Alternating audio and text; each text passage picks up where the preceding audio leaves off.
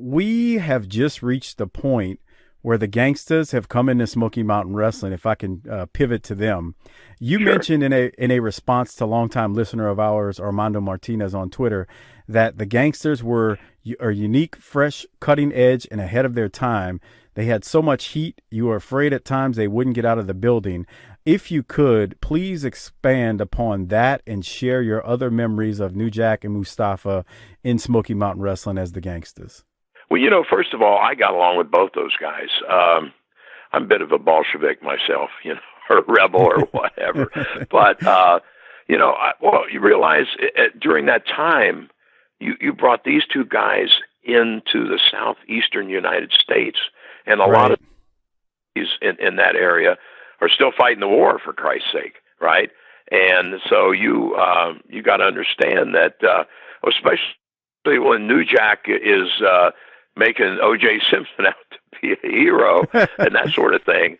I remember the first. I forget what town we were in when they first came on board. Where we were doing. We used to do a series of four shows, a month's worth of shows at one sitting, and at one point I was out back, and I just overheard one of the deputies, police officers, security guys. I'm not sure exactly what his designation was, but I'm thinking, wow, he's liable to end up shooting one of these guys, opposed to seeing that they get out of town.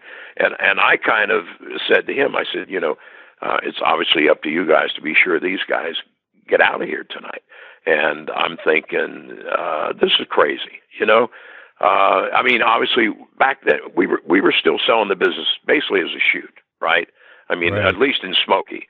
And and you realize a lot of the fans in that area, I wrestled a lot in that East Tennessee, West Virginia, Kentucky area, from 1968 off and on up through, you mentioned Southeastern, and that was 74 through 81.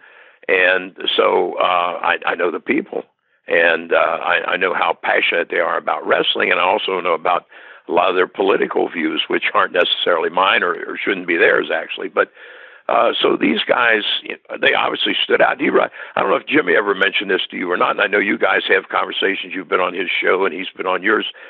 And by the way, he's one of my favorite people, too. But he had thought at one point to bring Tony Atlas in and have Tammy manage Tony. Yes, And, he told us that the first time we had Jimmy on our show, he mentioned that to us because my co-host Doc said, "Did you ever think about putting Tammy with New Jack?" And he said, "Well, my original plan was to put Tammy with Tony." So we found that to be ironic, but yes, he did mention that to us. yeah, so it was heat, and I won't say at some points maybe it was overdone, but realize that New Jack, Mustafa, those guys, that was kind of raw talent. It wasn't like these guys were seasoned veterans. It wasn't like you brought in a Sonny King or a Tony Atlas or somebody that, had been in the business for a long time and, realized there were going to be boundaries. So there weren't any boundaries for these guys. And I'm relatively sure that I'm probably right that probably by the time they left the territory, I think there were probably 3 or 4 arrest warrants out for New Jack's hide at some point in time. So to say they got over with, I guess it'd be a gross understatement in terms of their heels and they're getting heat. But again, they weren't aware where to shut this down. It wasn't like, I can think back to my in-ring career, and a lot of the old veteran heels you work with, they knew they'd take us to the edge where they could feel the crowd building. If we go one step further, we're liable to have a riot on our hands, right? And so they knew where to shut it down. But these guys were relatively green, so it was like, we're throwing this against the wall. We're not sure what's going to stick and what's not.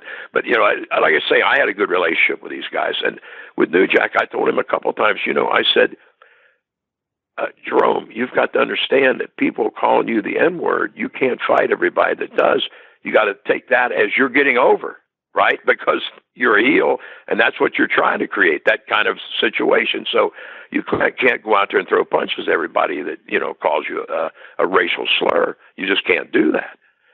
So it was a learning period for them as well as for us, I guess. Absolutely. And you mentioned a second ago, you were talking about, he's eliciting a response when he's getting that type of reaction from the crowd, which is his point. You mentioned them, I don't know if you said they went too far, but did you ever think they went too far, as per the example when the night they debuted in, it was Warrensville, North Carolina, when New Jack said he thanked OJ for basically having two less people to worry about.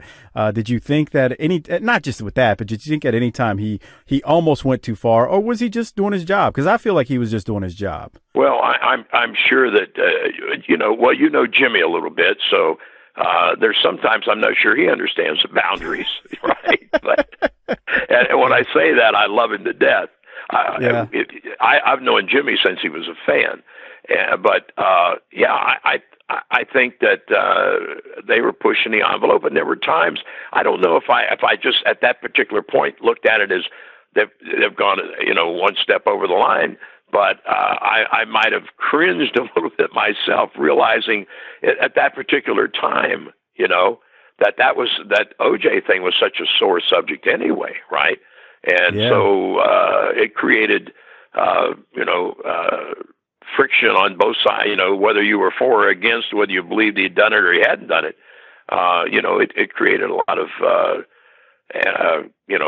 heated discussions with people. So, I would say, I'd have to say, especially in that area, if we were talking about urban Atlanta or New York or something, maybe not, because it's a whole different area.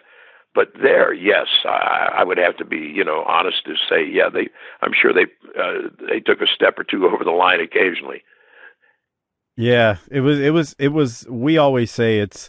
We're actually going to record a couple episodes tonight. It's the third and fourth one that they did, or when they were in. Actually, I'm thinking about it, third and fourth.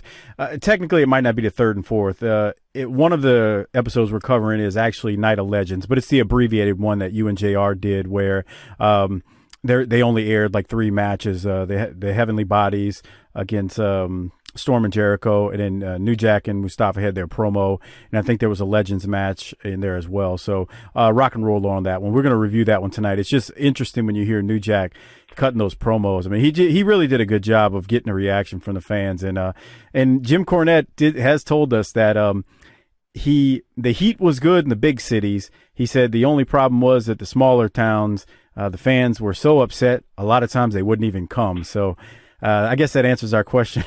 Too far. Yeah, right? It certainly does. It's funny. I'll give you a quick story. When I had Heartland Wrestling Association here, and I was at one point developmental trainer for WCW, and then again for WWF/WWE. New Jack had a friend or some kind of connection with Dayton, Ohio, which is just 50 miles north of me, up I-75. And he called me one time and said, hey, brother, when I'm in town, if you can use me on a show, I'd be more happy to work for you. And I said, I don't think I can afford you. He said, oh, I cut you a good price. I said, no, it's not your payoff. It's bail bonds and getting you out of jail. This is the problem. I think it's going to be the most expensive. So, but like I say, I think Jimmy would probably tell you, Jimmy would actually probably have the figure more, tightly tied down than I would. But I think he had, like I say, at least 2 or 3 arrest warrants within that area with his name on them before he left the territory.